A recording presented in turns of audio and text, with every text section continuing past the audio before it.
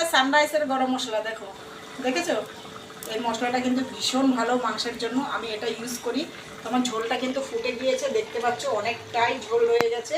তো আমরা এতটাই ঝোল নামাবো। তো আরেকটা কথা বলছি, তো তোমরা মানে ঝোলটা মিষ্টি যেমন মানে তোমার ঝাল আর নুন যদি তোমরা বেশি খাও তাহলে কিন্তু একটু চিনি দিয়ে দেবে। তা তোমরা দেখেছো আমি মশলার সাথে চিনিটা আগেই দিয়ে রেখেছিলাম। তো তোমরা যদি চাও পরেও দিতে পারো, যেহেতু আমি কষানোর সময় দেবো বলে তাই আমি মশলার সাথে অ্যাড করে নিয়েছিলাম একটু মিষ্টি। তোমরা যদি খাও তবে দেবে, না খেলে দেবে না।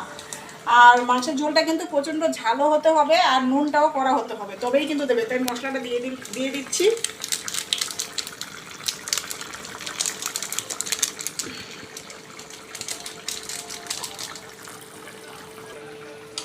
তো মাংসের ঝোলটা কিন্তু আমার পুরো হয়ে গেছে, এখন আমি নামিয়ে ফেলবো।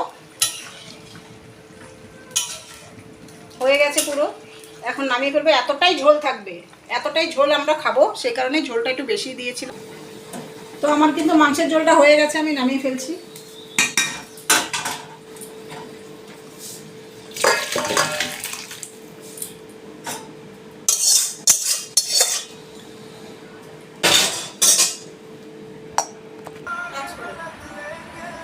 এই দেখো হয়ে গিয়েছে, একটু ভালো করে দেখাও। হ্যাঁ এবার আমার দিকে দেখাও, দিকে করো। তো এরকম আমার ঝোলটা শেষ পর্যন্ত হয়েই গেল, আমি নামিয়ে ফেললাম।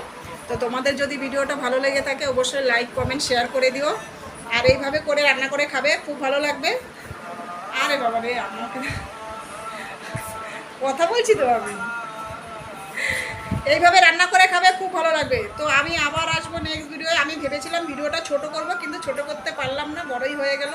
তো চলো, ততক্ষণ তোমরা ভালো থেকো, সুস্থ থেকো, টাটা, বাই বাই।